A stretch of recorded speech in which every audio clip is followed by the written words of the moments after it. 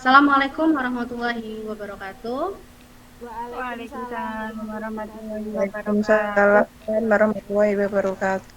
Yang kami hormati Ibu Dr. Maria Denok Bekti Agus Tiningrum MPD selaku dosen pendidikan inklusif di Universitas IPET Semarang. Yang kami hormati teman-teman kelompok 1 mahasiswa Universitas IPET Semarang.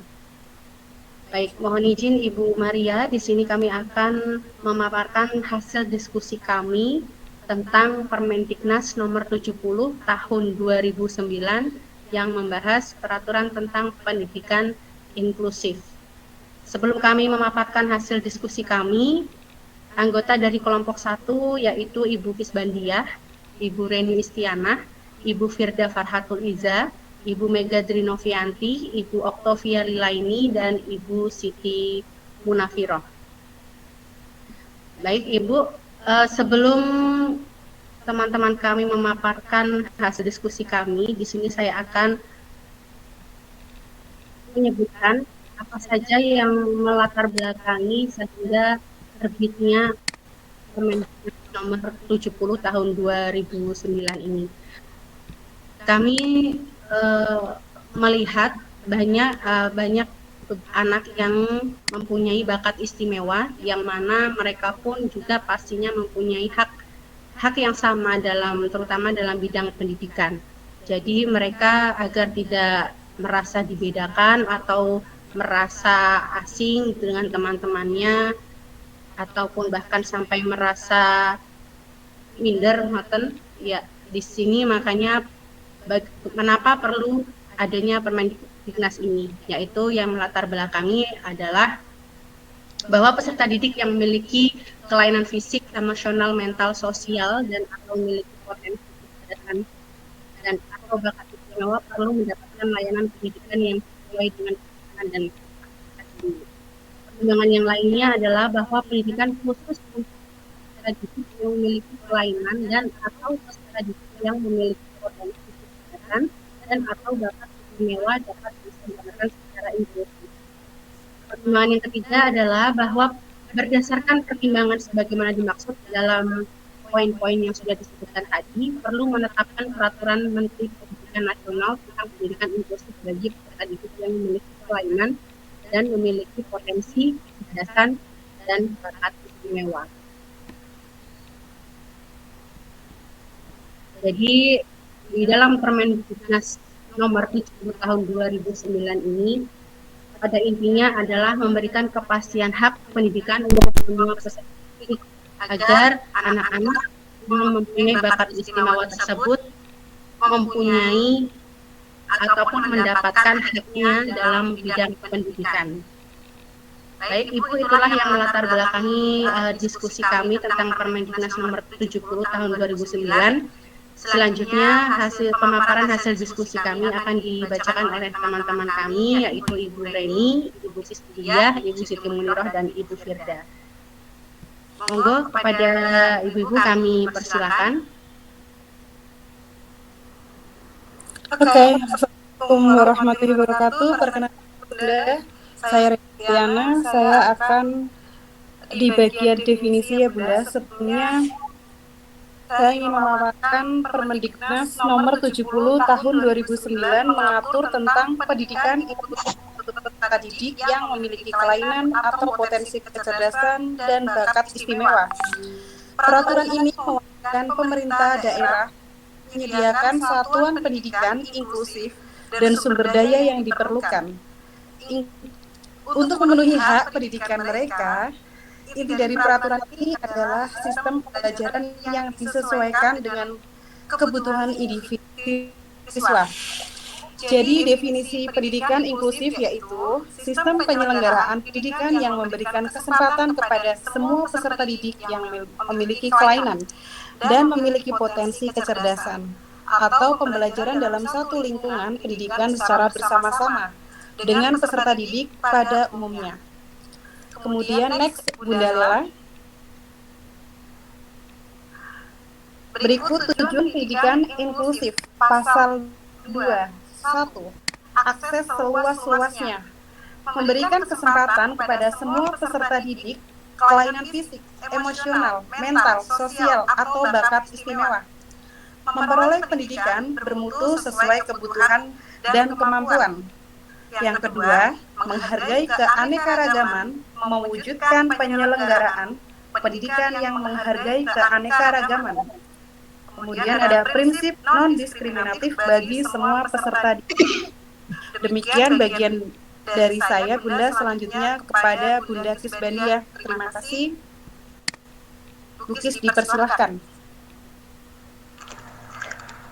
Perkenalkan Bunda, saya Kisbandia. Saya akan memaparkan tentang poin-poin penting Permendiknas nomor 70 tahun 2009. Poin-poin penting dalam Permendiknas tahun nomor 70 tahun 2029 yaitu penyelenggaraan.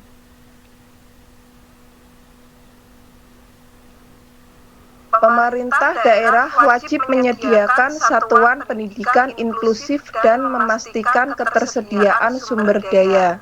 Yang kedua yaitu pembelajaran. Sekolah harus melakukan modifikasi dan penyesuaian kurikulum agar sesuai dengan kapasitas siswa. Yang ketiga yaitu kerjasama. Bekerja sama dengan satuan pendidik khusus, ahli, tenaga rehabilitasi, dan masyarakat. Demikian Bunda poin-poin penting yang dapat saya paparkan. Selanjutnya, next Bunda Ila.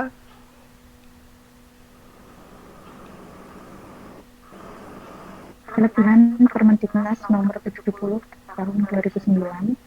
Yang pertama, penegasan hak pendidikan untuk semua. Peraturan menjadi landasan hukum yang kuat bagi semua anak untuk memperoleh pendidikan yang bermutu di sekolah reguler. Yang kedua, mendorong penerapan pendidikan inklusif, mewajibkan pemerintah menyediakan sekolah di setiap jenjang pendidikan sebagai penyelenggara pendidikan inklusif. Yang ketiga, menciptakan lingkungan yang menghargai keberagaman. Yang keempat, fleksibilitas kurikulum dan layanan untuk memenuhi kebutuhan individu setiap siswa. Yang kelima, penguatan sumber daya manusia, mewajibkan pemerintah daerah menyediakan guru, pembimbing khusus, dan meningkatkan kompetensi pendidik. Monggo selanjutnya. Terima kasih Bunda atas waktunya.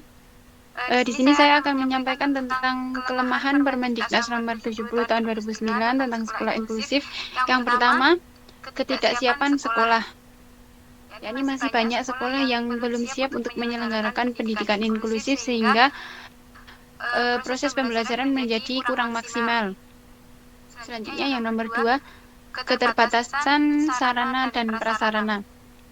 Jadi sekolah inklusif itu membutuhkan sarana dan prasarana yang lebih lengkap dan variatif sehingga pembelajaran bisa dilakukan dengan baik. Namun masih banyak sekolah yang belum memenuhi standar sarana dan prasarana yang baik.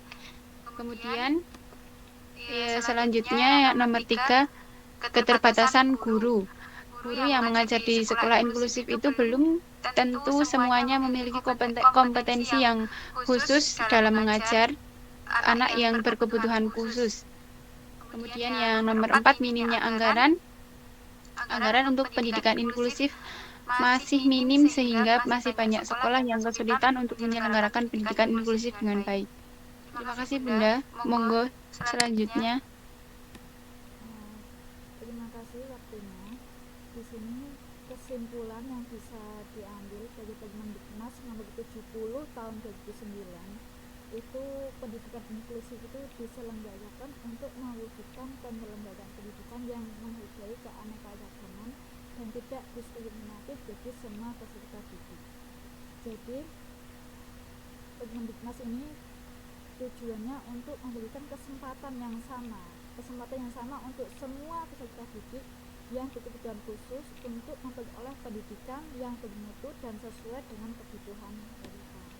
Sedangkan untuk syaratnya itu yang pertama, pemerintah daerah perlu meningkatkan kesadaran dan pemahaman masyarakat tentang pentingnya pendidikan inklusif. Selanjutnya, sekolah perlu meningkatkan kapasitas dan kompetensi guru dalam mengelola pendidikan inklusif. Jadi intinya, Permendiknas nomor 70 tahun 2009 dapat menjadi landasan yang kuat untuk meningkatkan kualitas pendidikan inklusif di Indonesia.